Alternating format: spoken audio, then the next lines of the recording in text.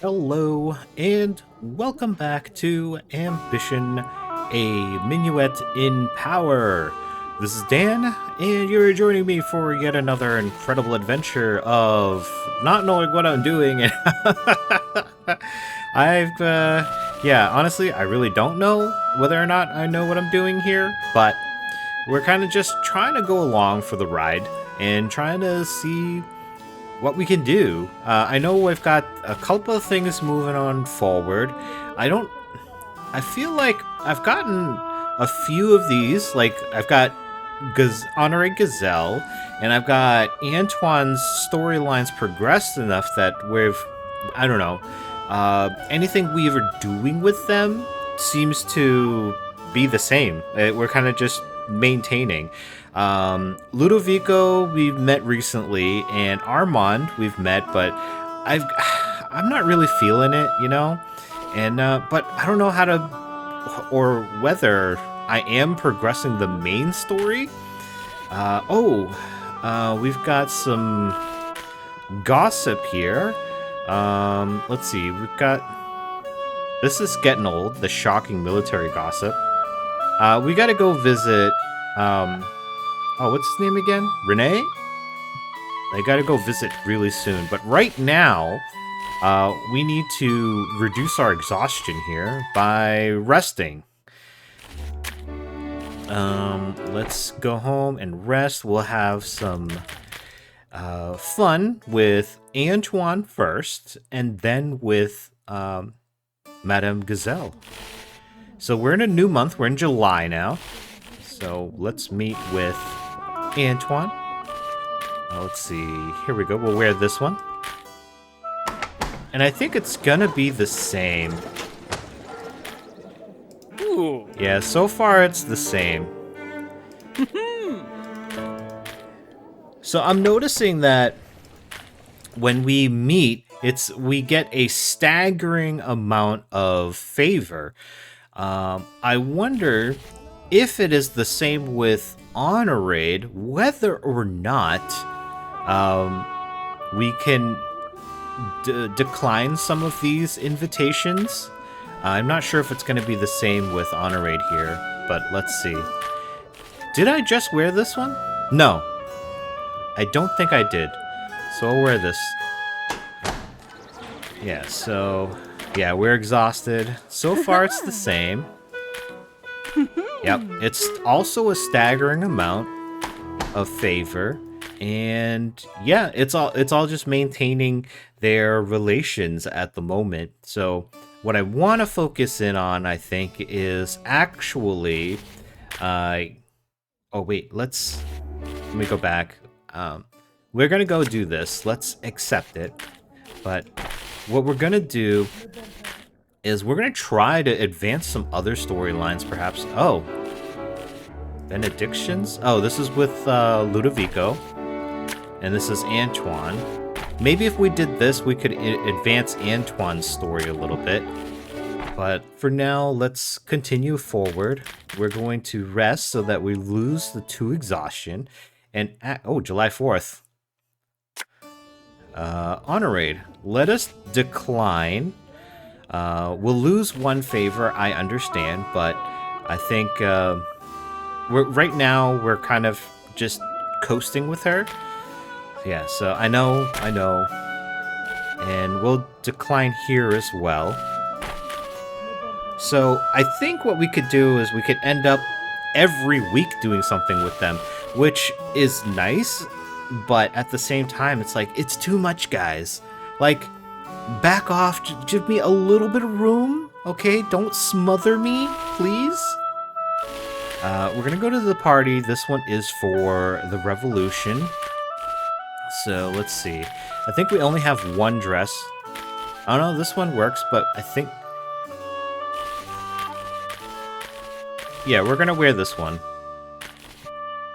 We'll go to the party. Where the party at? And we'll head straight to the party. And let's try to reduce our peril by paying a little bit. Because we might increase our peril. It seems to be increasing every time. Oh, look, there's one with Antoine here. But let's check this other stuff out. The American problem. pair of men are discussing a diplomat from the Americas. As their conversation runs in circles, an opportunity presents itself. Playing politics, an ambitious revolutionary is in need of an introduction to someone more well-established than himself. Such need is often a valuable opportunity. I think this is just to gain gossip for money. And the first casualty of war. A man is trying to convince Pierre to do something that he absolutely cannot. Perhaps this requires your intervention. Let's see what this is with Antoine. Antoine, the dangerous revolutionary, has a problem and requires your advice about it.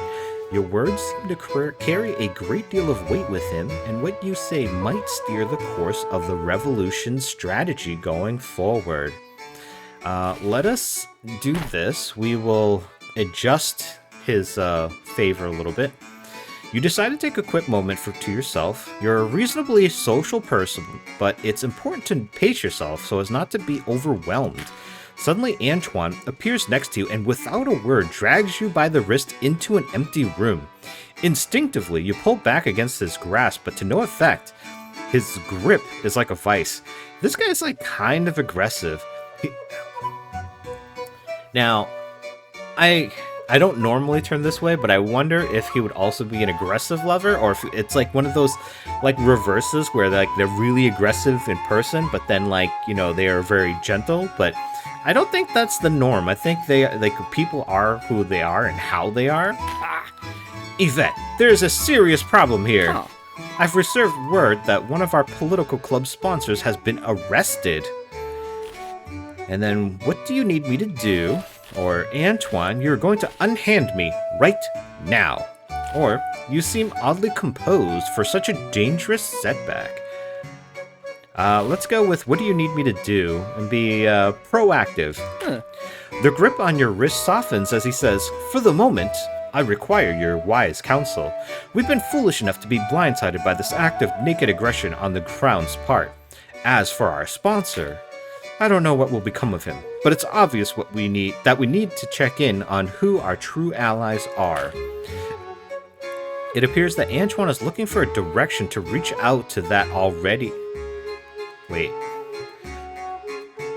It appears that Antoine is looking for a direction to reach out to that already agrees with the revolution's ideas, but no matter who he reaches out to, it will increase their power. Who to go to, he mumbles idly to himself. So we can say, why not a sponsor from the church? They've had clashes with the last king. Or reach out to the military. Their loyalty has been wavering, much like their pay. And the bourgeoisie, our fellow commoners, aren't they righteous allies in your cause? So, I feel like if we can get the military on board, that would be a good thing. I mean, the bourgeoisie are already in the pockets, so the military is kind of swaying. We've been pushing him to away from the crown, so maybe we should go this way. I should search for a sponsor amongst the military, the king's personal attack dogs. No, their dwindling pay is immaterial. I've seen enough of their handiwork to know how many of their ilk oppress the people for their mere thrill of power. Lost favor, lost credibility. Slowly, his sneer softens. Then again, perhaps there are a scant few that might be willing to listen to reason. Military has gained a little power. The two of you continue to have a pleasant conversation, but you know that once Antoine has a mission, he becomes quite single-minded. Well, I need to attend to this new business, but you have been suitably insightful. Perhaps we shall meet again, he says with a tone of voice that makes his intent all too clear. With that, he is gone as quickly as he appeared. This dude, I mean, it just seems like he's in it for himself, really. Alright, we've got some cheap gossip here. Seen that one. Lost coin and small wager. We've never done this one, so maybe this one's worth trying. The small wager.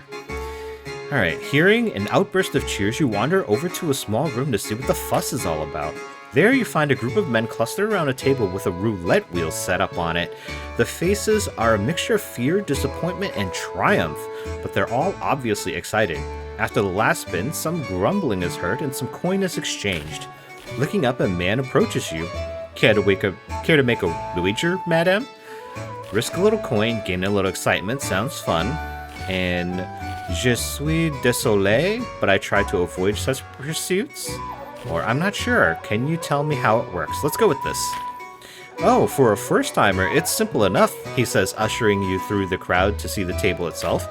First, you place a bet on either red or black. Then we spin the wheel and let the ball drop in. If the ball lands on the color you wagered, then you earn twice your wager. If the ball lands on the other color, then it's better luck next time, I suppose. Sounds easy enough, non? Well, we can give it a try. It does sound like fun. I'm sure a single round wouldn't hurt. Ah, you are a woman after my own heart, he laughs, ushering you through the crowd to see the table itself.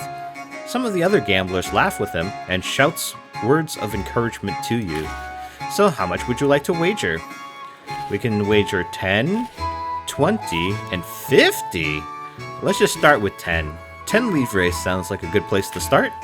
He smiles kindly as he takes your money, a most prudent choice for a first-time player, madame. Spent 10. Now, would you like to bet on red or black?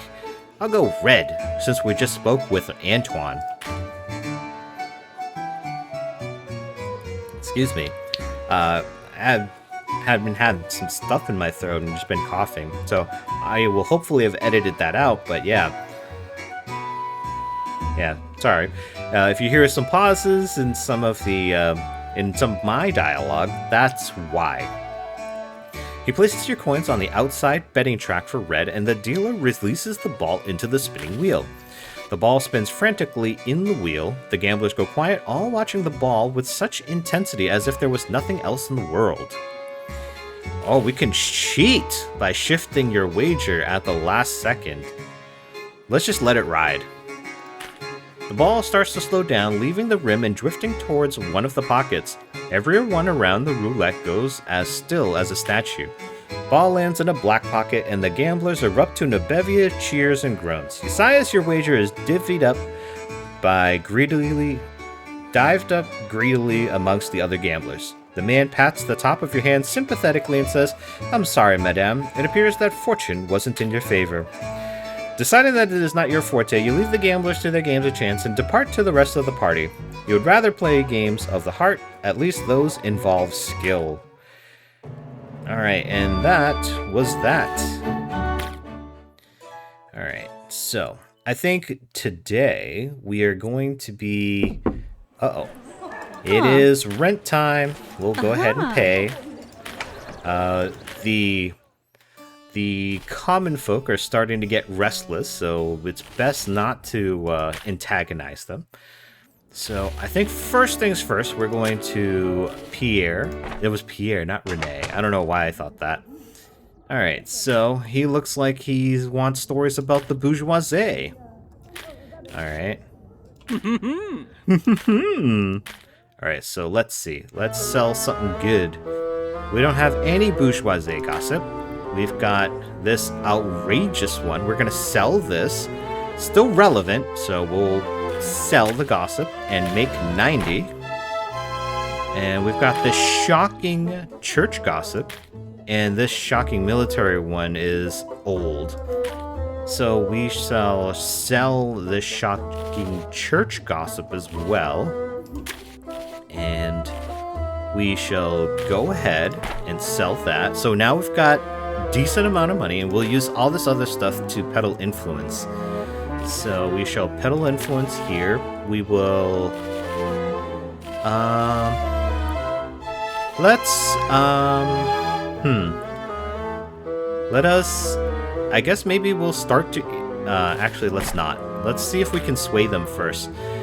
Church, sway the alliance or allegiance of the church. Let's have them sway toward the revolution.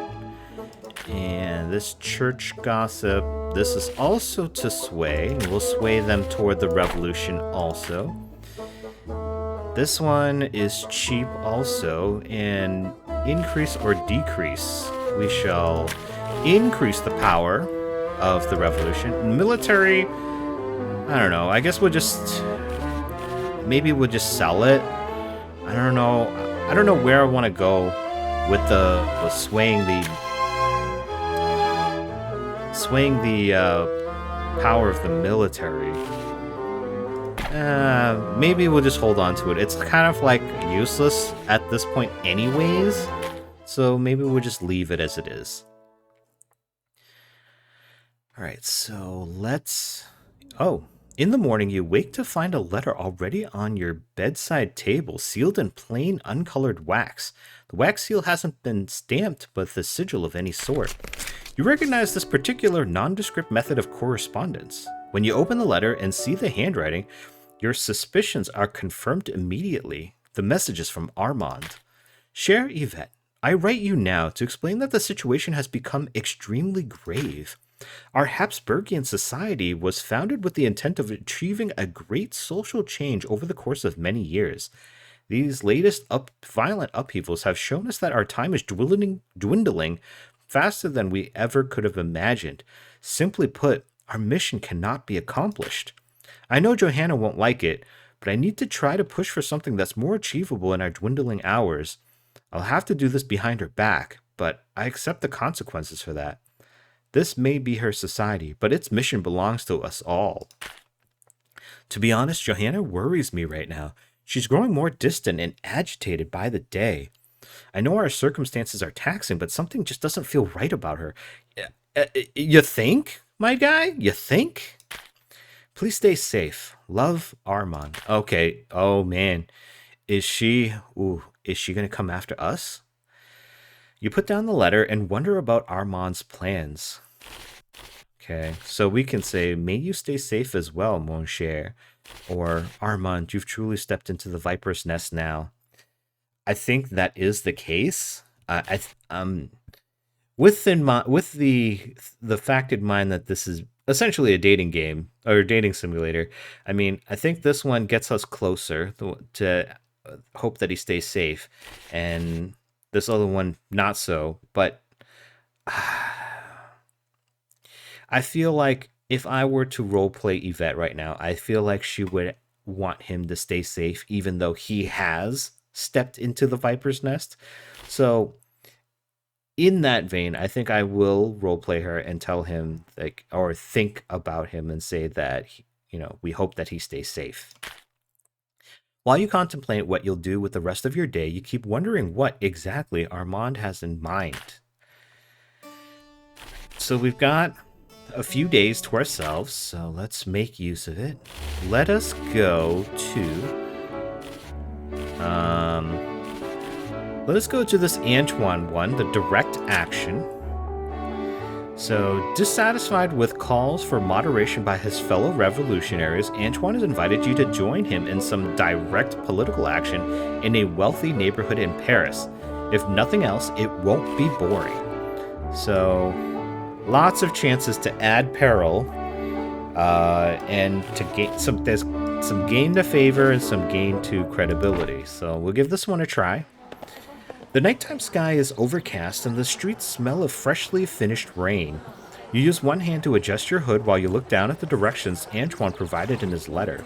You glance around at the buildings and note that you've found yourself in one of the nicer neighborhoods in Paris. In fact, you're not far from La Place La Royale. You've reached the end of your directions, so must be in the right place. However, there's nothing that seems particularly special about this address. You glance around and find the streets to be empty. There's no sign of Antoine at all. Suddenly, you feel a hand reach across your body, grab you by the shoulder, and pull you into an alley. Uh-oh. Oh, here we go. When your eyes adjust to the light, you realize that your assailant is none other than Antoine. He's pressed so close to you against the wall that you can feel his rapid heartbeat through his coat. I see that you came. That's good. You have gained a little favor. Neither of you say anything for a long time. Instead, the two of you gaze upon each other in the dark, your lips hovering dangerously close. Suddenly, he pulls away, releasing you. Are you ready to do something very direct, very fun, and very illegal? Of course! Or what exactly are we here to do? And do you invite every girl that you fancy out to commit crimes against the crown? Nah, let's just do it. YOLO. I had a feeling that'd be the case, he replies with an approving smile. Gained a little favor. Antoine gestures behind himself to some buckets of paste and rolled up posters.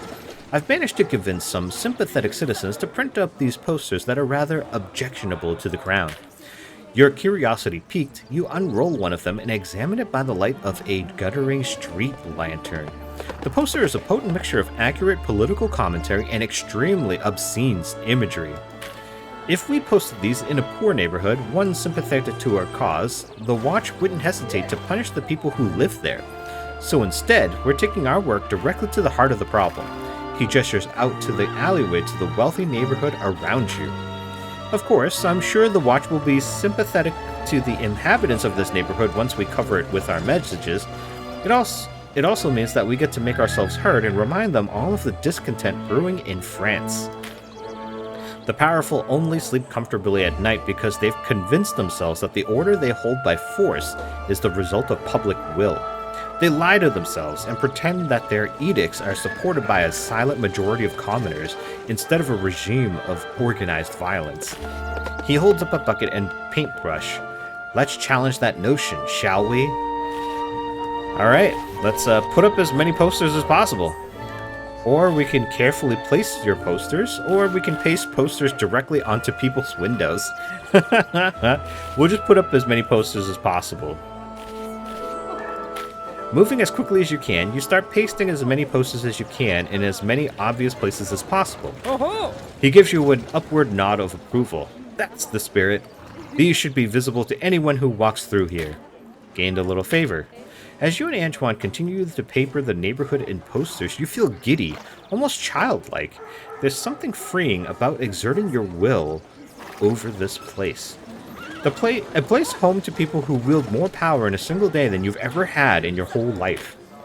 Every woman in the world looks better when she's defacing the possessions of the powerful. But you, especially, you shine brighter than any lantern in this city. Both of you freeze in place as you hear the sound of approaching footsteps. Those footsteps grow into the trampling of multiple sets of boots. The light of a lantern shines off of a window far down the street. That must be the archers. We haven't been discovered yet. They're walking, not running. Still, they'll be here soon. We need to leave. I guess we can agree with them and just get out of here. He nods silently in agreement, and quietly sets his remaining materials on the ground. Once you do the same, he grabs you by the hand and leads you away. Lost a little peril. Oh, good. Yeah, boy. In the distance, you can hear the anger and disgust in watchmen's voices as they eventually discover your handiwork. Their discontent grows louder, and you can hear one of them shout, "Find out who did this! Find them now!" The two of you duck down a narrow alley together. In the close confines of your hiding place, you find yourself pressed up against Antoine. And you can either kiss him and increase your peril, or we can focus on hiding. I think we'll focus on hiding, because I know that this is kind of like a hot and heavy time, but possibly offending the crown, carrying a death sentence, possibly, doesn't seem like the best time to do this. I understand that there are some people that would totally be like, hey, you're in the moment, and again, YOLO, but I feel like self-preservation might be above, but I know for some people that's just not the case. It's just like, self-preservation comes after the emotion and the thrill, but this is where we're going, okay? Okay? Signaling him with a tug on his shirt sleeve, you both head deeper into the alley to hide. While you are both otherwise still and silent, you can feel the back of his hand idly stroke the back of your head as he keeps watch. One of the archers is close, extremely close. Even from your position, you can smell the oil of his lantern and the stench of tobacco on his uniform. You're glad that you chose to focus on concealing yourself. Ah, see? See? If they didn't move further in, they would have been caught, and that would have been it. Oh, we gained some peril. Antoine doesn't pull away from your embrace, but you can feel one of his hands moving around. In the darkness, you can see the glint of steel that as he draws a stiletto from his coat sleeve. You finally manage to exhale when the watchman gives up searching in your area to go investigate somewhere else. Together, the two of you make your escape. Antoine offers to walk you home, and you take him up on his offer. The two of you laugh and chat together, giddy from the adrenaline rush of what just happened. He walks you home, gives you a silent upward nod before he turns to leave. Camille is waiting on your doorstep. Welcome home, madame, Camille greets you. How was your night out? It was incredibly exciting. Or, Camille, that boy is going to be the death of me. Both true, but let's just go with the incredibly exciting. You skip upstairs to your room, replaying all of the night's events in your head, refusing to let go of the excitement. Despite how tired you are, you find it difficult to get to sleep. And the next day. All right. Let's see what else is there to do. We've got this one with Father. I forget his last name, but Ludovico. Let's give this a try. Benedictions. The intriguing priest, Father Ludovico Sidoti, that's his last name, has invited you to visit him when he's holding mass at his church. Apparently, he's hoping to establish a socially acceptable pretext for the two of you to be seen together more frequently. Alright, we shall take a look. Getting up a little earlier than usual, you walk to the southern reaches of Paris so you can attend Ludovico's sermon. Much as he said, the neighborhood is poorer than most, and many of the houses are in even worse condition than your own, which is saying something. Thankfully, Ludovico's directions turn out to be correct, and you find the church without any difficulty. Parishioners are still filtering inside, with a few loitering outside to chat and catch up on the news of the day. It's a beautiful building, meaning that it was built when this neighborhood was still prosperous. Got choices here. Well, at least these people still have a beautiful place to pray, or how many people sleep on the streets in the shadow of this opulence? Well, like the churches, I mean, many of them are built, like it was saying, it was built well before from, previous times. I mean, just because the neighborhood isn't prosperous now doesn't mean that it wasn't at one time. And the church may have been like very opulent at that time, and just as long as it's maintained, which it would continue to be if it continues to get people coming to pray and making donations and stuff. So, and then also the church is a huge organization in itself and could probably sway or move a little bit of money from some of the really outrageously expensive places to a little smaller rundown place to just make repairs and maintenance and stuff like that. So we'll just go with a beautiful place to pray. Stopping to greet the parishioners still exchanging pleasantries outside, you enter the church and make your way to an unoccupied chair near the front. You sit down just as Mass is about to begin, where, while you were raised Catholic, you find yourself to be a touch less zealous than most. In fact, you realize that this is the first time you've ever attended a church since arriving in Paris. Still, as the service progresses, you find yourself participating as if you'd never stopped. You know when to stand up, when to sit down, when to sing, and when to be silent. At one point, a procession brings forth a reliquary containing the forearm bone of a martyred saint. You look at the people around you, and they seem transfixed by it. It's amazing to think that such a thing could still carry so much meaning for so many people. Did that saint ever imagine that this would happen? That they would affect so many long after their death? Ludovico presides over everything from his lectern, speaking Latin as if it was his native tongue. I find that I'm not a religious person. I've been to a couple of like masses, and most of the time they speak the language of the what are they called? The congregation, but also Latin. Like I don't know what's up with that. I don't know. Whatever. I mean, this is France. Why aren't you speaking French, man? It's a good sermon, though he tends to stammer when he makes eye contact with you. Yeah, because he's thirsty. Well, this is the cutest sermon I've ever seen, or he wasn't kidding when he said public speaking made him uncomfortable. What a mess.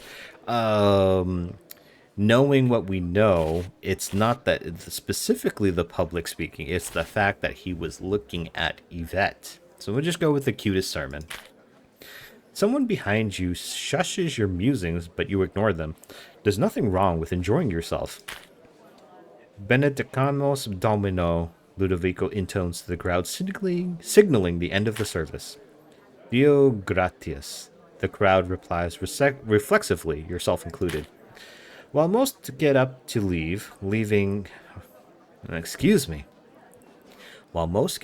getting ready to go about their workday, you stand as the last in line behind some of the other parishioners to be blessed.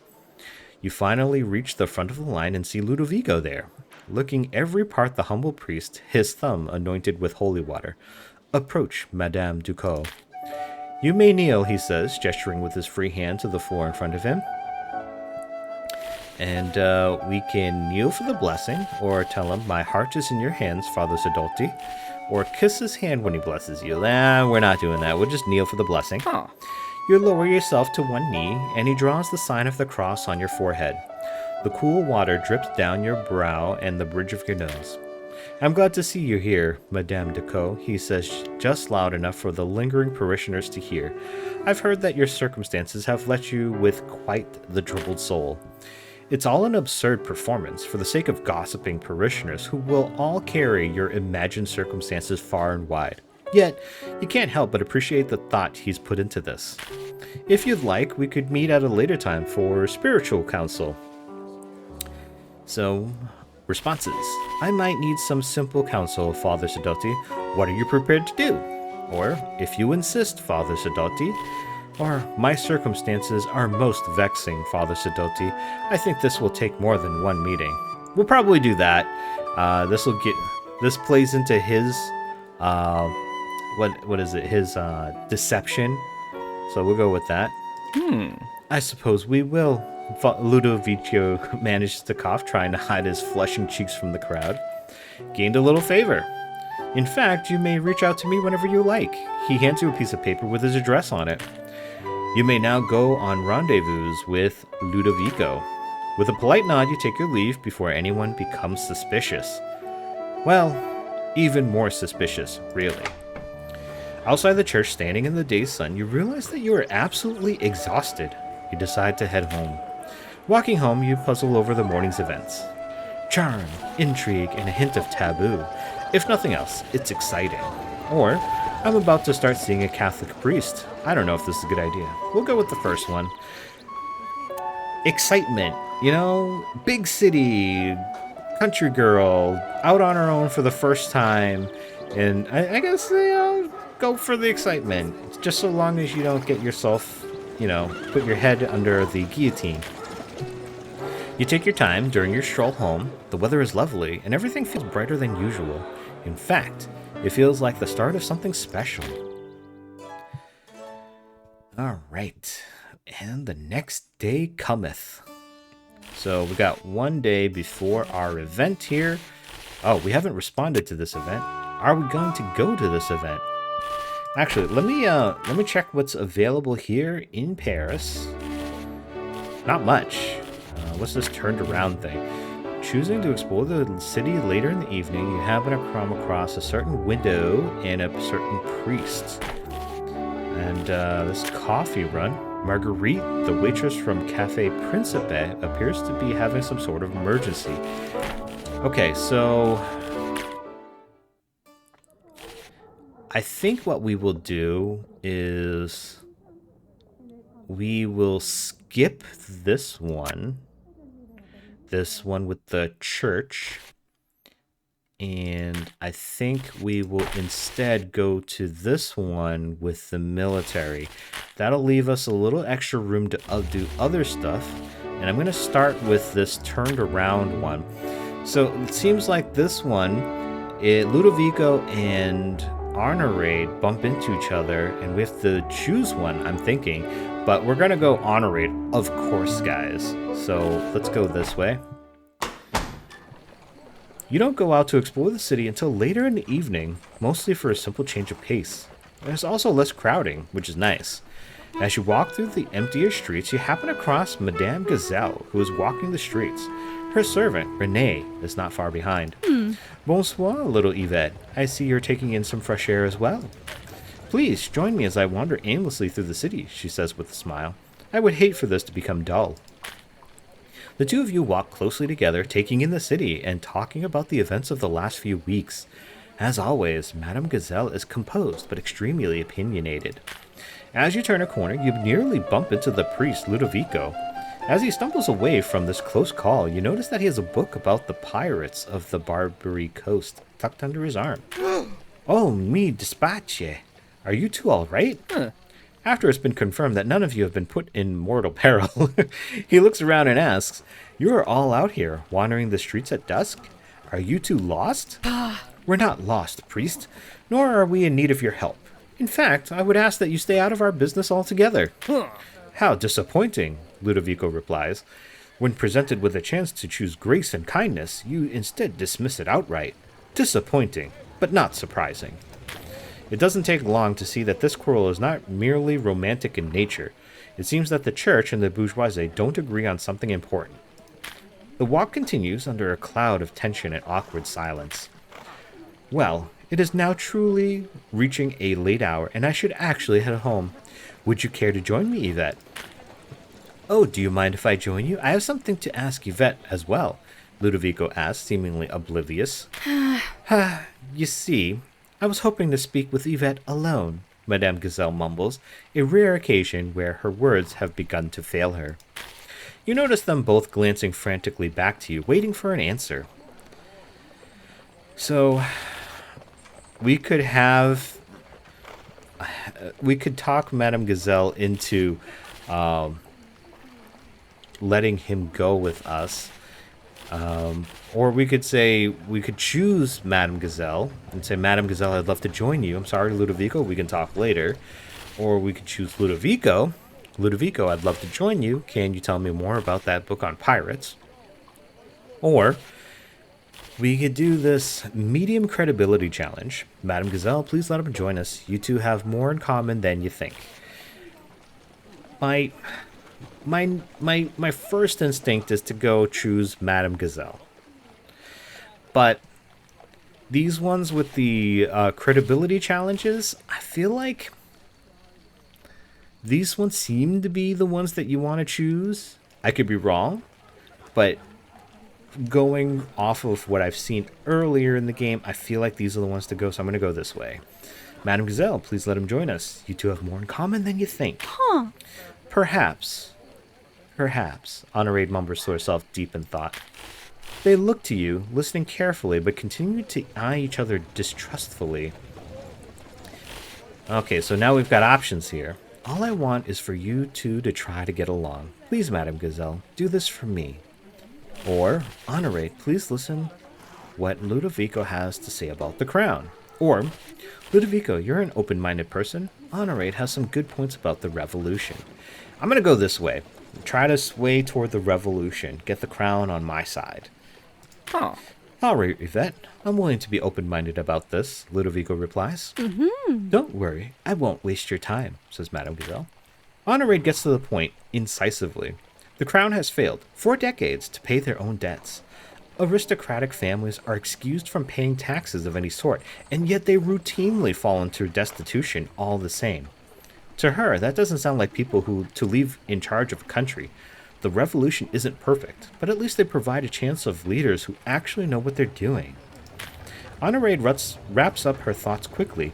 It all centers on the idea of fixing problems, and the crown has repeatedly shown that they're not up to the task. France is most certainly in a state of crisis. Now is not the time to keep giving failures second chances. Your point is well taken, Ludovico replies, thinking and staring off into space for a while, turning it all over in his mind. The church has moved towards the revolution by some. Ooh. Eventually, you find yourself in front of Honorade's estate.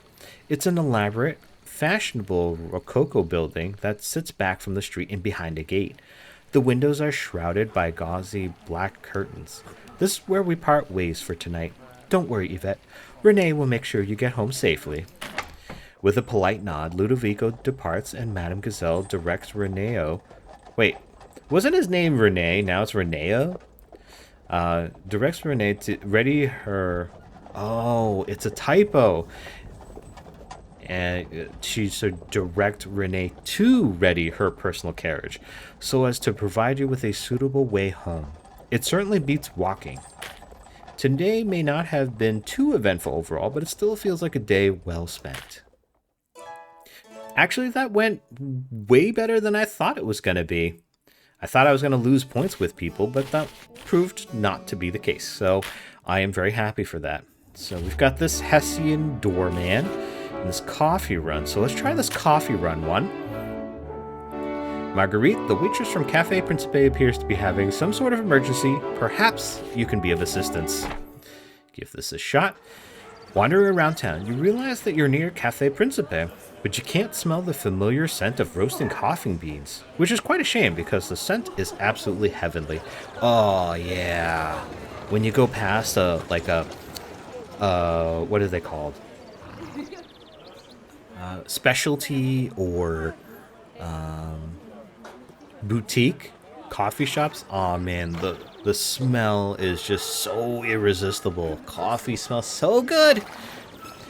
But when you're passing by like Starbucks or whatever, it's like, it's whatever. But oh man, those specialty boutique coffee shops with like those coffees, they're doing it. At the very least, the scent and the smell that wafts through those doors they are doing it right. You are momentarily lost in a reverie, imagining what life would be like if coffee tasted as good as it smelled. Would we ever drink anything else? It would be a jittery world, indeed. Behind you and to the right, you hear a commotion. You turn and spot a familiar face. Huh. Does anyone have a stove I can use? This is an emergency. It's Marguerite from the cafe. She's holding a bunch of kettles and looks absolutely frantic. Nobody is rushing to help. In fact, they're trying to stay out of her way. The stove in the cafe is broken, and I have a lot of thirsty customers. So we can say, Marguerite, over here, why don't you use the stove at my home? Or, please, can anyone let us use your stove? She needs it for work. Or, I will pay 10 livres to the first person that lets us borrow their stove for the day. Let's go with the credibility challenge. As I said, that seems to be the way to go. Please, can anyone let us use your stove? She needs it for work. Some members of the crowd turn to listen as you make an impassioned plea for this poor working woman beset by misfortune. She needs no money, no supplies, merely a stove with which to heat her water. Hearing your impassioned plea, someone in the crowd hurriedly escorts you into a tavern where they work. Immediately, Marguerite sets up her kettles on a roaring stove. You're not exactly sure how you got caught up in everything, but you're soon helping Marguerite ferry kettles of boiling water back and forth from the cafe for a few hours. It's exhausting, but you're met with a cheer from the patrons every time the two of you burst in the door with a new pair of kettles. Someone jokingly calls you to the Angels of Steam. The nickname sticks, at least for the day. Gained a decent amount of credibility. Thanks again for your help, Margaret says to you for the umpteenth time as she passes you during one of your deliveries. Eventually, the day winds down and you head home. You're tired, but glad that things managed to work out. Well, we did a good deed, so that was nice. We did the thing. All right, now let's see what else is here. Oh, there's not much left, guys. There's not much left here. We have one last thing, the Hessian doorman. I've been kind of avoiding this for quite a while now, but I guess it is time to do this and just get it off the map. You know what I'm saying? We've got time now because taking time to do it. Yeah, that's how that works, Dan. Exploring a more dangerous part of the city carries some risks, but some of the violent types you might meet could also be useful or even employable. I'm going to tell you, we're not going to hire Hansel the bodyguard. I think we're spending a lot of money already every week as it is. You decide to take a day exploring the city, but you somehow manage to get a little turned around. You look around and see that this neighborhood is not the safest to be walking around alone in. Of course, you've passed through rough spots before. Places where residents sit on their front stairs all day, cursing at strangers, either for anger or entertainment. However, this place is different. It's quiet, and you can see glimpses of people watching you from inside their windows. It's like they're afraid of something. Alright, all I have to do is stay calm and move a little faster, or the faster I get out of here, the better, or it's simple, I'm lost, I should ask for directions. Or, I think the first one, staying calm and moving a little faster, is probably the way to go. You stare straight ahead, aiming your vision a few inches above everyone's head. Additionally, you walk a touch faster and clench your jaw. The effect is enough to make you look both frustrated and in a hurry, which should make people less likely to bother you. Lost a little peril. Your ears perk up at the sound of footsteps quickening behind you. A rough hand clamps onto your upper arm and spins you around, bringing you face to face with a man who obviously has no good intent upon your person. Let's keep this quick, madam. Your money or your life? Well, we could increase our peril by a large amount by saying, "Come and take it, you disgusting oaf." Or we could say, "I'm sorry, but I don't have any money." Or we can just say, "Here's my money, just go," and we'll spend money. Let's just... I think we just spend money. How much of it, though? Is it gonna take everything? Your assailant waves the corn pouch you handed him and laughs to himself. "Well, today appears to be very fortunate indeed, madame." 30. Okay, been robbed of 30. But somehow, I think you've got a little more than that, he says, cocking his pistol. "Drop the weapon and step away from the woman," growls a thickly accented voice from a nearby alleyway. "Who the devil are you?" asks your mugger, whirling out on this new participant in the proceedings. "Ah, you must be hard of hearing. No, I didn't introduce myself. I told you to walk away." Gathering his wits, the thief straightens his spine and points the pistol at the massive interloper. "Mind your own business. I've got enough for the both of you." "Listen closely," the stranger replies with a grave seriousness. "Your job is taking other people's money, and sometimes that involves hurting them. My job is killing, plain and simple. We may sound similar, but there's a big difference. Right now, I'm retired from that job, so walk away before I step out of retirement."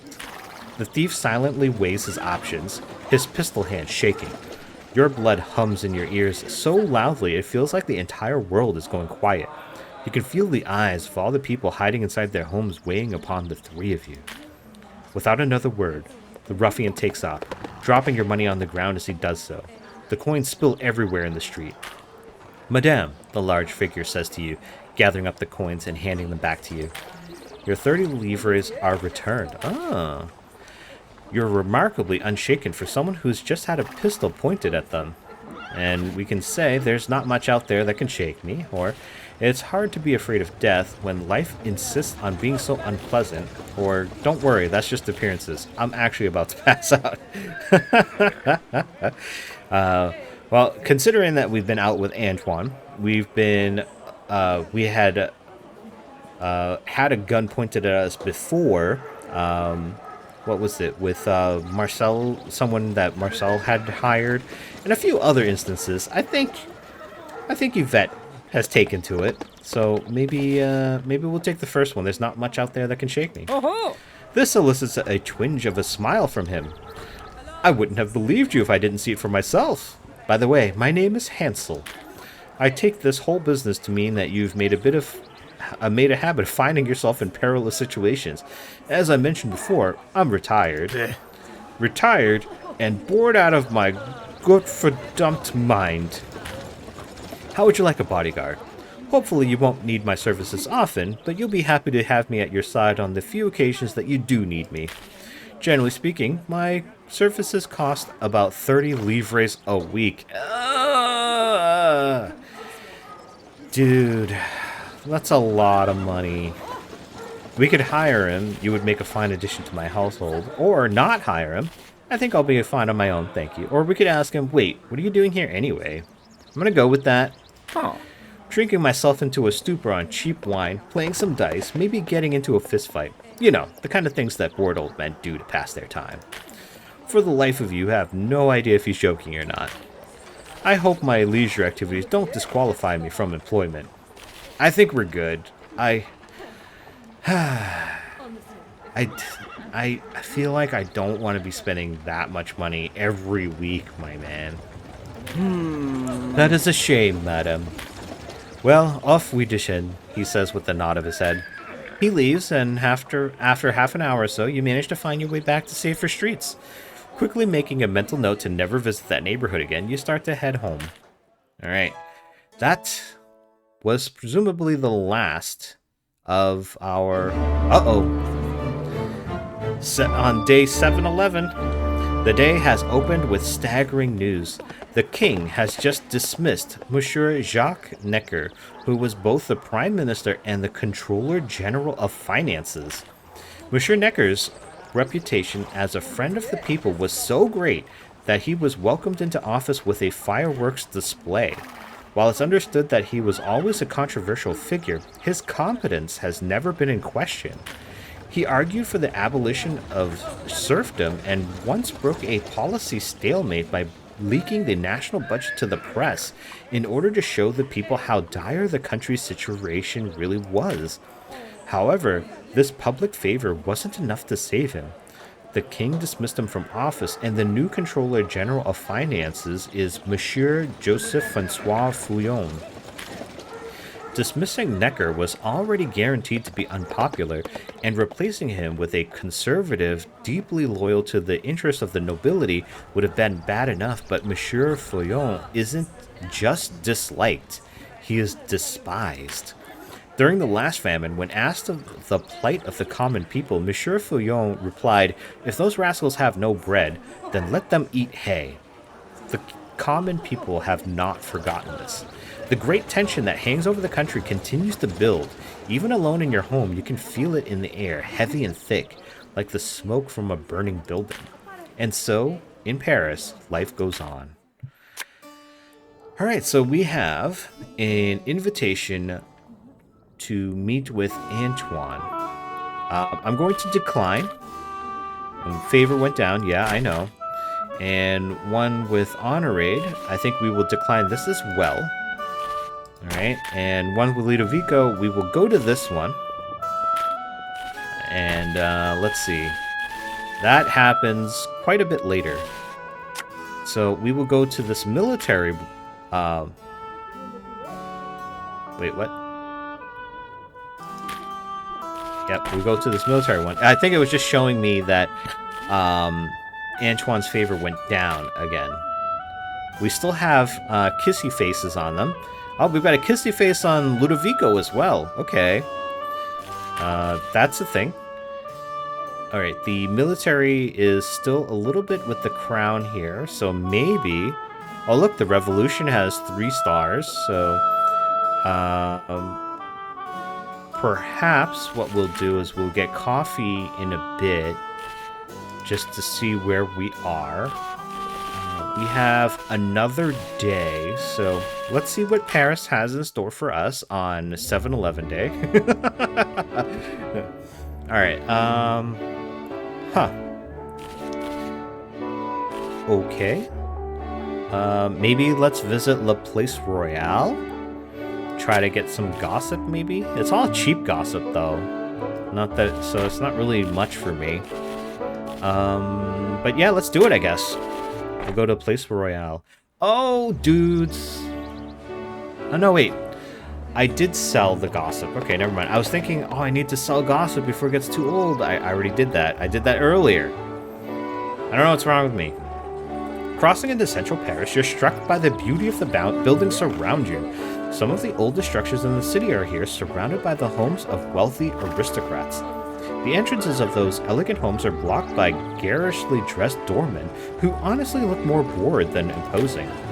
Growing up, you read incessantly about Paris, devouring any book or map you could find, yet for some reason you can't remember what makes this area special, beyond nice homes and some buildings built in the 1300s. And then you see it. La Place Royale, the favored social spot for all of the aristocrats in the city, the hub of all gossip, social news, slander, and scandal. If there was ever a telling secret or a salacious rumor, this is the place to find it. We can now visit it on the Paris map. I think we've been here before. So you see the elegantly dressed aristocrats strutting about the garden, stopping briefly to chat in hushed tones. So what we'll do, I think we'll do the no tutorial? Actually, no, I think I'll observe a little first and do the tutorial. Stepping back underneath a shady awning, you take some time to really take it all in. Everyone here is either well-dressed or dressed so casually that it only draws attention to how powerful they must be. After all, only the truly powerful can afford to downplay their importance. All feels so tense.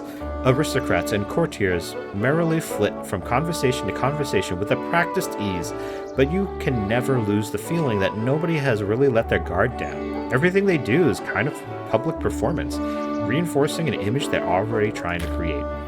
You come to understand that every time you visit La Place Royale, you'll be awarded a piece of gossip from a random faction. It will always be cheap gossip, but at least it's a guaranteed reward. After you feel a little more comfortable with how things work here, you stroll about the square, staying on the absolute edges of conversations. You pretend to be a traveler, just admiring the apartments and gardens. After an hour or so, you manage to overhear something useful. Pierre will be very interested in this. Acquired some cheap church gossip. You know that this is the very place the mysterious skilled master of letters suggested that you meet. However, you don't seem to see him. Perhaps you'll find him the next time you visit, now that you're more familiar with the area. I wonder if we didn't do the tutorial, if we would have met this skilled master of letters person. The socialites in the square are starting to filter... socialites. The socialites in the square are starting to filter out to their dinner appointments and other social commitments, and you decide to head home as well. So we can say, well, that was dull, at least I've got something useful out of it, or, which I'm going to pick, this place could be truly valuable. I can't wait to see what I overhear next. The walk home is short and uneventful, save for your daydreams of what secrets you may find in that place. So, if I remember, I will try to go back there without doing the tutorial. And here's Camille, looking for the rent and her pay. And we shall give it to her.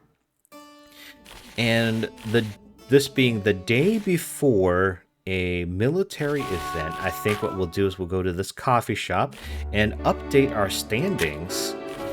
And it's only 3 livres, so we'll still do that. So we're just gonna buy the coffee, and we'll skip through here. Alright, lost exhaustion, and here we go. Taking out your journal and pencil, you close your eyes and relax, just listening to the bustling cafe, not focusing on one individual, but letting the sum total of the room flow into your ears and assessing it all together. Occasionally you open your eyes to jot some down notes. Journal updated, and let's see. It becomes obvious the revolution is significantly more powerful than the crown. While it might be possible for the crown to resist the revolution's demands, they would have to build strong alliances with the other factions to do so. Opening your eyes, you switch your focus to something more specific. You scan the room, looking at everyone's manner of dress and body language. You're looking for more subtle hints about where everyone's allegiances lie. More notes quickly scratched into your journal. After some consideration, you deduce that the military is the most powerful minor faction in Paris. They support the crown now, but it won't take much to swing the balance. Now that you have your bearings politically, you can start to become a little more involved with your fellow patrons. Alright, we'll skip through here. And here is the debate that we get dragged into. You get drawn into the conversation about the military and the church. Given the rising tensions, patriotic citizens are questioning the loyalties of French priests. The Catholic Church is a foreign government with its own laws. More pious folk claim the question itself is blasphemy, and that a priest's first duty is always to the people of their parish. What say you? One of the patrons asked you suddenly. The church is right, that kind of talk is just paranoia. The priests only act on behalf of the parishes, or the military is right to be wary. A priest would never refuse the Pope's orders, which is true, and I'm going to go that way.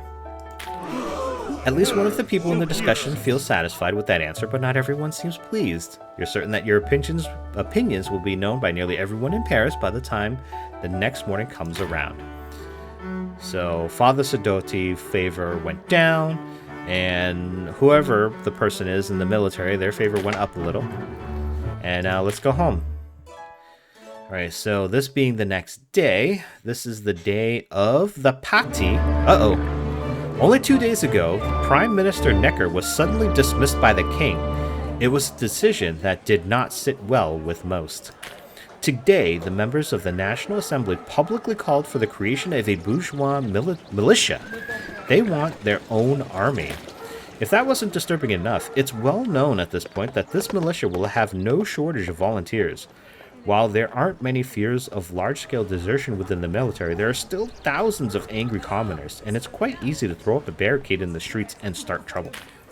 Then again, a mob of angry people doesn't make an army. While Paris contains more than enough sickles, kitchen knives, and hammers, any uprising would need rifles, and even cannons to succeed. Those tend to be in short supply. The militia could overwhelm and rob the occasional group of watchmen or even a small militia checkpoint, but the only large concentration of weaponry that you can think of in Paris is the Bastille. The imposing castle used to be a major prison, but now it's mostly an armory that happens to hold a few especially odious criminals in its spare cells. Of course, that would be utterly insane. Nobody would try to storm a castle in the middle of Paris. Such an act would plunge the city into the kind of chaos that one could never turn back from. I think this is what happens. Is this an actual event that happened in history? I think I recall something called Bastille Day, and is this the thing that happened? Like the political the political environment got to a point where people just had enough, and they ransacked the Bastille and took the weapons in order to form their own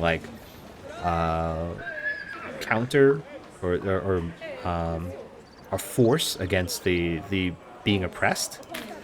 The situation is dire, but surely everyone will be more reasonable than that, right? And so, in Paris, life goes on. Alright, so let's check out this journal. Alright, so we still got kissy faces on these people.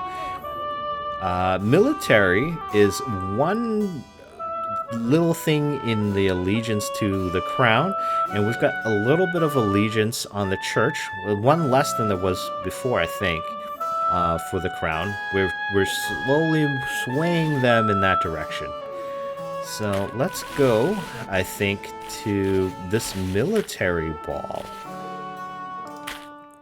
This function. Oh, wait.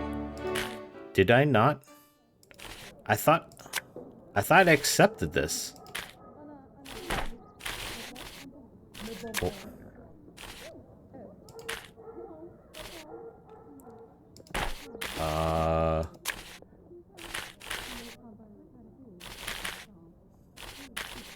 Oh, we can schedule our own rendezvous? Huh.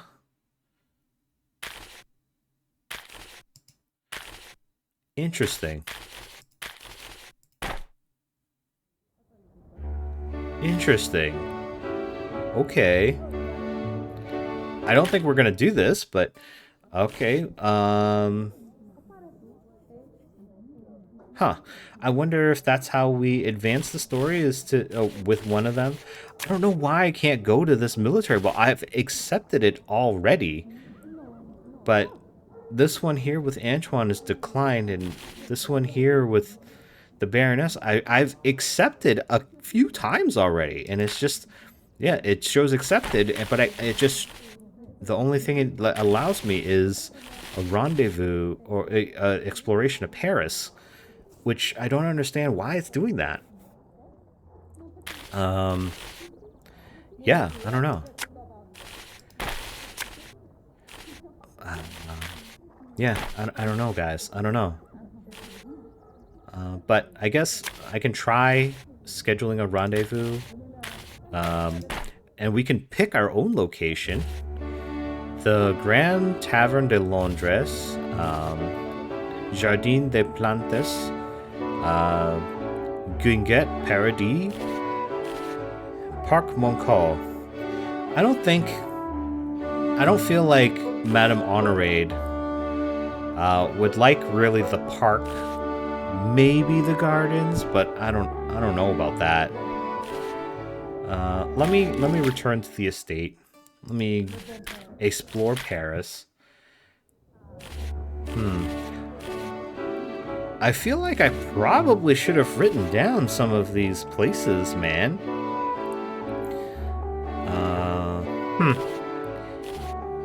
You know what? Since we can't do this, let's decline this military one so we don't lose extra credibility, and we'll schedule our own rendezvous with Honorade here, so that she's on our time instead of her own time. So, oh, we can see the description here. She likes this place. This place, created by the infamous libertine Louis Philippe d'Orleans, the Rendezvous is a bustling garden filled with strange, adventurous, and exotic attractions. This one, Premier Theatre in Paris, La Grande Danseuse de Roy, is a rendezvous location known for its comedies. Tend to be coarse and proletarian, but always lively and never boring.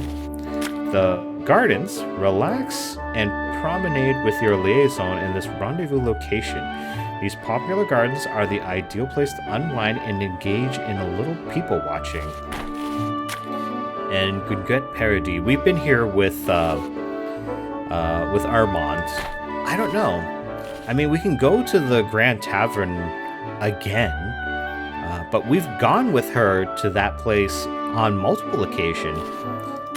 Maybe we can take her to the gardens, but I don't know if we would end up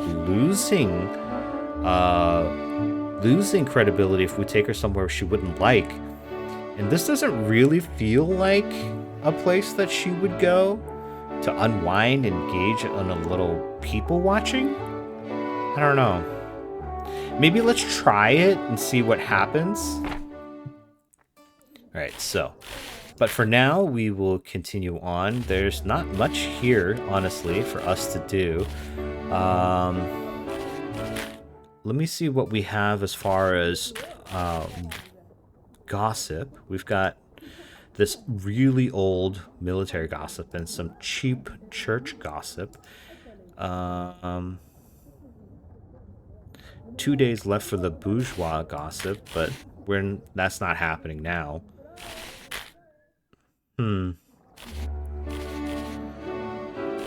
I guess we'll go to La Place Royale and try this again, but this time we won't pick the tutorial, so let's give that a try. Oh, shoot! I just skipped through a whole bunch of stuff. I just assumed it was all the same. Oh my god.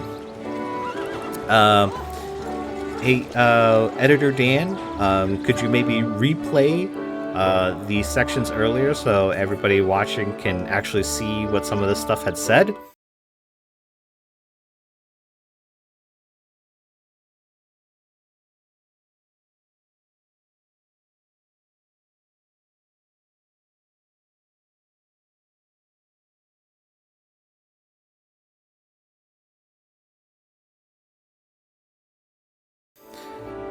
And now that you're back, I would like to go ahead and continue.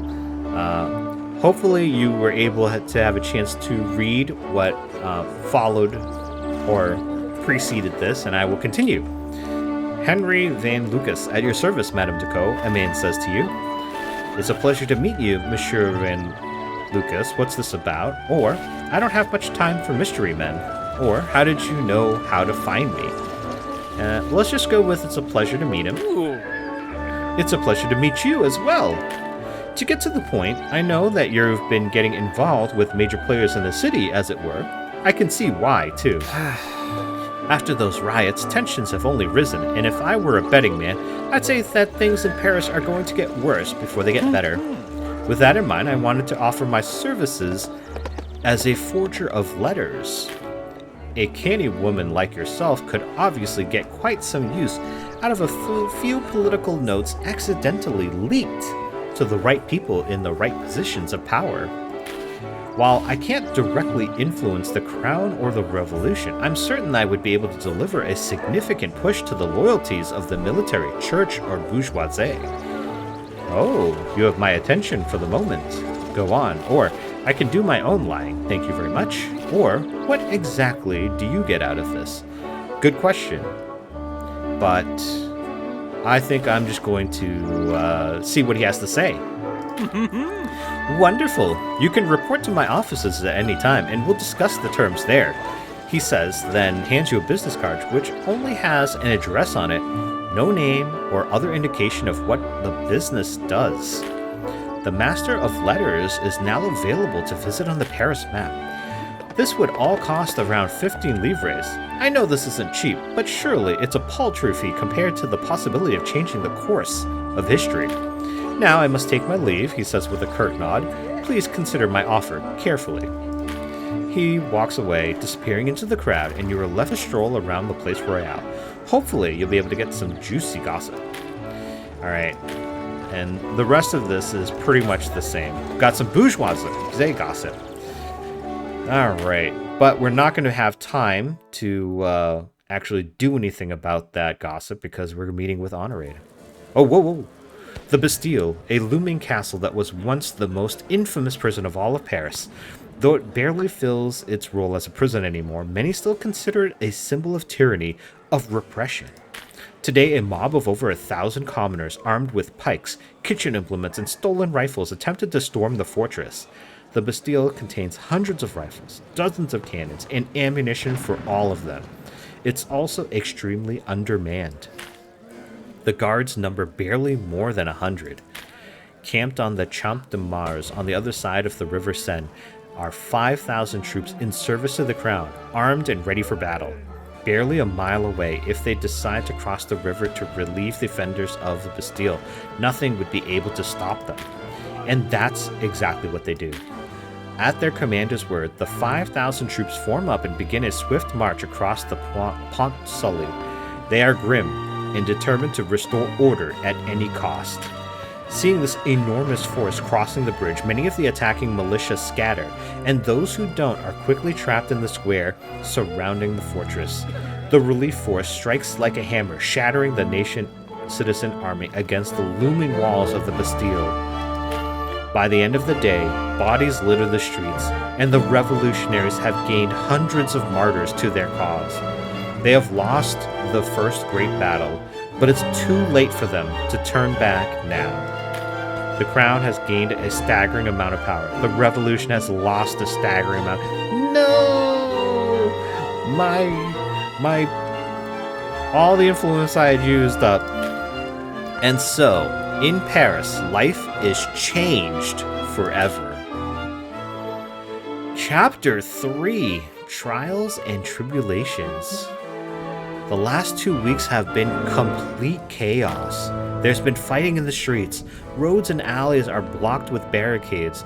The roaring drone of chanted revolutionary slogans merge with orders to disperse, punctuated by screams and gunfire. In the past, you heard so much about glory. Glorious uprisings from one group, and the valor and loyalty unto death from the other.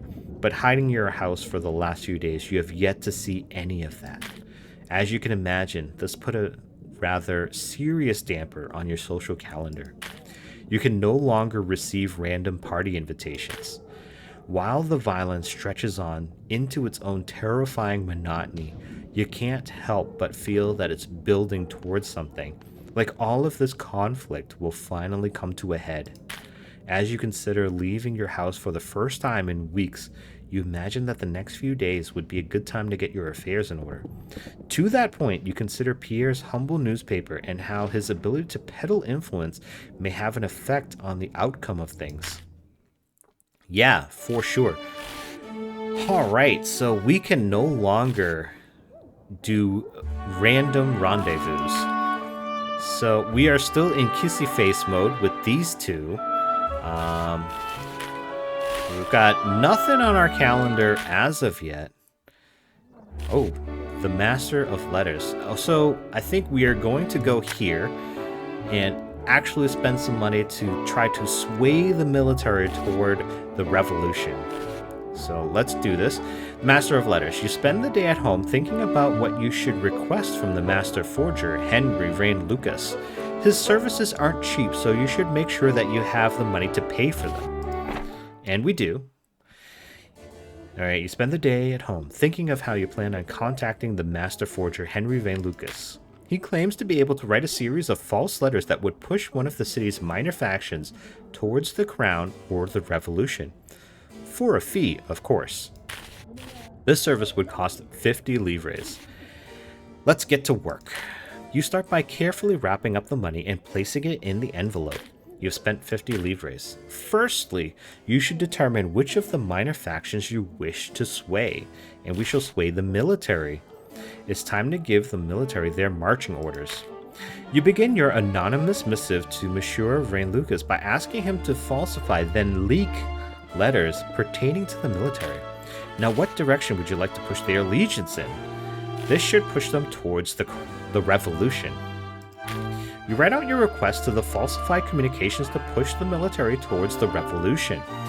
The military may publicly refrain from making political declarations, but the ability to commit acts of violence is the original source of political power. Military has moved towards the revolution by quite a bit. You summon Camille to your chambers and hand the anonymous letter off to her. She'll be able to deliver it today. With this business done, you decide to reward yourself for your wicked deeds by taking the rest of the day off. Alright, next day, August 2nd. And still nothing on our calendar, which I guess is fine. We can schedule a rendezvous with Ludovico, which we have not done. But I think that's fine. I don't know where I would want to go with him anyways. Oh, we have no more Master of Letters here. So, I mean, what have we got left? I guess we go to, we've got nothing going. Let's go to La Place Royale, maybe pick up some more gossip. Alright, this is about the same. Cheap crown gossip. Oh, with your goal for the day accomplished, you find yourself about to leave until you notice a very interesting conversation taking place in the shadow of the statue that dominates the center of the square. And all you need is my signature and my banking information? And you'll name me as the executor of your will? Unwitting rube. It's the only way I can transfer my dear departed husband's assets into my name. Oh, it's the only way I can transfer my dear departed husband's assets into my name. It was a precaution to make sure that I'm not taken advantage of when I inherit his considerable fortune. Yes, that all makes sense to me. How did he make this considerable fortune again? Via his trade with the famous prince of the Onitsha kingdom in the African continent, my dear, she replies with an indulgent smile. Of course, I will be paying you a handsome finder's fee. She's basically doing the Nigerian scam, guys, the Nigerian prince scam. You guys must have heard about this, unless you're wicked young. But yeah, back in the early days of the internet and email, the Nigerian prince scam. Yeah, this is exactly what she's doing, guys. Therese? Oh, don't worry, madame. You can count on me. Without another question, the man leaves, presumably to fetch the information this mysterious woman requested. Noticing you're eavesdropping, the woman glances at you and snaps open a small black book. For a few seconds, her eyes dance across the pages. Ah, yes, you're Yvette Ducot. You recently arrived in Paris to meet with your fiancé, Armand. By the way, what was it like to deal with Marcel? I'd always had my suspicions about her father, but I could never really get my hands on any proof, she says, snapping the same black book shut. And we can say, how do you know all of that? Or, was anything you said to that man true, or was it all lies? It's all lies, guys. It's all lies. And we're just asking her how she knows all of that. 'Cause, I mean, obviously she is a master of her craft, but how does that play into things here? It's necessary for a woman of my profession to stay informed, she replies, as if that explains everything. Your ears perk up at the sound of rapidly approaching footsteps. Ah, you again! Return to the scene of the crime, I see. Good monsieur, I can't possibly know what you're talking about, the woman replies with the most ingratiating smile that she can manage. Don't waste my time with flattery, Madame von Hirschberger, or should I say, Madame de Grant. I can safely assure you that neither of those are my name. Certainly that means you have the wrong person, no? She leans a touch closer and whispers to you, if you help me out with this, I could work for you. I'm far too old and far too beautiful to go to prison again. Again. Enough stalling, you're coming with me. So we can help her out. You must have the wrong woman. I will have you know that this is my mother, sir. Or we could pay him and say, pardon, good sir, but would it be possible for me to preemptively post her bail?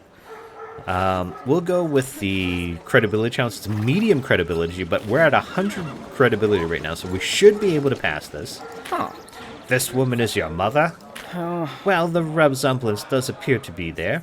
And the woman I'm searching for has no known relations, the watchman says, squinting as he glances suspiciously between the two of you. Huh. My apologies, madame. I must have had you confused for someone else. With that, he marches away, leaving you alone with Therese. Well, that was some fine work. You're already pretty good at this, Yvette, but with my help, you could be even better. To be quite honest, I'm getting a little too old to be pulling the same ruses I used to. They were good when I was a little spry, but I don't bounce back from failure quite as quick anymore. Absent-mindedly, she rubs her right shoulder. And there have been failures. Nevertheless, I'm in your debt, and I'd like to offer my services as a spy mistress. I can help you avoid clandestine troubles, as well as help you determine the next steps of those who wish to court you. Generally speaking, my services cost 50 livres per week? Guys. I mean, it would be very helpful to figure these things out, but 50 livres a week? We couldn't even hire the bodyguard for 30, and that money would go quick. We're gonna have to say, I'm sorry, but my household has no such openings and not hire her. Because I don't know how I'd be able to afford it, and, like, there's so much going on, and, like, we're gonna pay rent 40 a week, and then another 50, making 90? We can go 4 more weeks at this point, and that's assuming we don't buy anything else. So, I don't know. Let's just say no. Huh. Well, at least I'm not off to rot in a cell somewhere, she replies with an indifferent shrug. She leaves, and you are left to the rest of your day. A day that's mostly spent relaxing in the sun, dappled gentility of La Place Royale. Okay, well then. Your morning preparations are interrupted by the sound of Camille knocking on your door. Madame, remember that man you had me to deliver that secret letter to? That master forger? She knew. Ah, yes, you remember Henry Vrain Lucas. You met up with him at La Place Royale. So, when I delivered it, I met the man at the door, Camille continues. They said nice things, and they smiled a lot, but something didn't feel right. I don't know what to say, but it's like they were smiling too much. I don't think I like those people. Oh. Guys. I think, we've already made our bed at this point. It's, yeah, don't worry yourself, Camille. I have this under control. Or, I don't like the sound of that either. Or the die has already been cast, Camille. Now all we can do is wait. I mean, it's true. All we can do is wait. What's done is done. I don't like the sound of that, but again, what's done is done. We just have to sit back and deal with the consequences, I suppose. Oui, madame. Camille nods, her spirits lifting a little. With a quick curtsy, she dismisses herself, leaving you to your preparations once more. Now your day has begun. So we get no more parties. So let us make a rendezvous with Honorade, and let us set it up to go to our place that we have been to before, to grab food and stuff. So for today, I think we shall go and play around with the gossip that we have. You enter Pierre's office to find it more disorderly. Yep, so what is he looking for? He's looking for stories concerning the crown. Okay, so we'll figure out whether or not we can do that. Now, let's get to business. So this is super old here. We shall peddle influence to increase the power of the military barely. Church gossip got barely anything. We'll have them sway toward the revolution. The bourgeois will have them sway toward the revolution. And this one actually has some amount here that we can get 30. Increase or decrease the power of the crown by a small amount. We shall reduce their power. Ooh. Okay. And this is what he was looking for. So fortunately, we got what he needed. All right, let's go home. We used all our gossip, and we swayed people around. All right, let's go to this date with Honorade. Wait. How do we... Okay, so you should join me... Oh, this is our invitation to her. And we're awaiting a response. Oh, is it because I didn't give her enough time? Okay, well, all right. Let me put that here next week on Monday instead. Oh, I guess we just, we can't. All right. Let me put an invitation for... Whoops. Sorry, guys. Let me put an invitation for Antoine for Monday. I'm not sure how this works here. He likes going to this place, so we'll do this. Pick that location. All right, and I guess we'll just explore Paris at this point because we got nowhere else to be. We'll go to La Place Royale yet again. See if we can pick up more gossip. See if we can get anything from there. Let's see. Cheap bourgeois gossip. And that's it. Alright, so our... Uh-oh. Reading the newspaper in the morning these days feels like an exercise in masochism, but you still do it anyway. You might as well know what exactly is on the brink of tearing your entire world asunder today. It appears the archers have been conducting more raids as of late. They're trying to suppress any political organizations or clubs that are advocating radical beliefs. It might be too little too late, but they're trying to maintain some image of authority and unity. Your eyes suddenly stop at a name buried in the middle of the article. Amongst the list of random clubs and societies that have been singled out, one of them is the mysterious and enigmatic Frankish Habsburgian Society. Your eyes widen as you reread the article, looking for more details of the fate of Armand Society. It seems that many of them have been arrested and are awaiting trial, but there's no mention of either Armand or Johanna.